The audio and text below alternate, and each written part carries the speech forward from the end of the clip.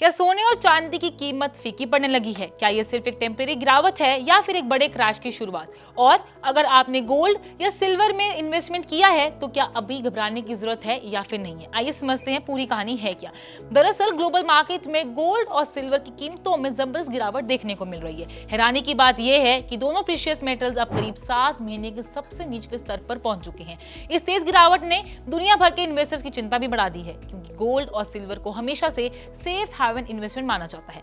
दरअसल इस गिरावट की शुरुआत तब हुई जब मार्केट में यह उम्मीद बनने लगी कि यूएस फेडरल रिजर्व फिलहाल इंटरेस्ट रेट्स में कटौती करने के मूड में नहीं है। वहीं ईरान वॉर के बाद बढ़ती इन्फ्लेशन की चिंताओं ने भी यह संभावना बढ़ा दी कि अमेरिका में इंटरेस्ट रेट्स लंबे समय से ऊंचे नहीं रह सकते हैं। यही वजह है कि प्रीशियस मेटल्स पर लगातार दबाव देखने को मिल रहा है।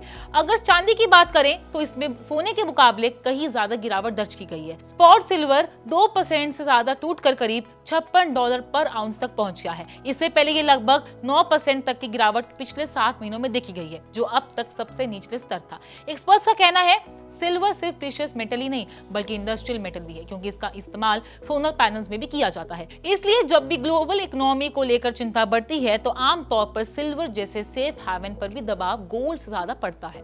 यही बात करें, अगर हम दूसरी बात करें स्पॉट गोल्ड की, तो भी उसमें लगातार दबाव देखने को मिला है और 7 महीनों में पहली बार $4000 पर आउंस के अहम स्तर के नीचे भी फिसल गया है।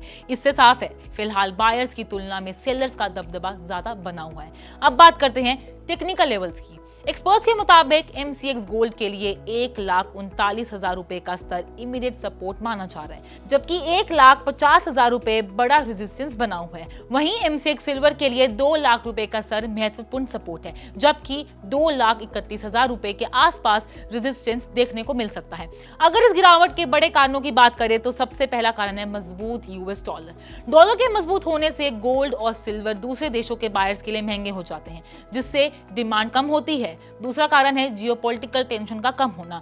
जब भी दुनिया में तनाव घटता है तो सेफ हैवन एसेट्स की मांग भी कम हो जाती है। इसके अलावा सबसे गौर करने वाली बात यह है यहाँ पे कि इन्वेस्टर्स अब गोल्ड और सिल्वर से पैसा निकालकर इक्विटीज और दूसरे रिस्क एसेट्स की तरफ बढ़ रहे हैं। वहीं मार्केट को अब भी उम्मीद नहीं है, क्योंकि यूएस फेडरल रिजर्व जल्द इंटरेस्ट रेट कट भी कर सकता है, बल्कि अब यह माना जा रहा है कि इंटरेस्ट रेट्स लंबे समय तक ऊंचे रह सकते हैं। ऐसे माहौल में फिक्स्ड इनकम एसेट्स ज्यादा आकर्षक बन जाते हैं, जबकि गोल्ड और सिल्वर जैसे नॉन यील्डिंग एसेट्स पर दबाव भी बढ़ जाता है। यानी कि कुल मिलाकर साफ है, गोल्ड और सिल्वर की मौजूदा गिरावट के पीछे सिर्फ एक वजह नहीं है, बल्कि 4 बड़े फैक्टर्स हैं, जैसे कि global economy, strong dollar, interest rates और बदलता इन्वेस्टर सेंटीमेंट। अब सबसे बड़ा सवाल ये है कि क्या सिर्फ एक करेक्शन है या फिर आगे और बड़ी गिरावट देखने को मिलेगी, क्योंकि देखा जाए तो जून ऐसा महीना रहा है जहां पे चांदी की कीमतों में करीबन 51,000 रुपए की गिरावट देखने को मिली है और सोना ऐसा एसेट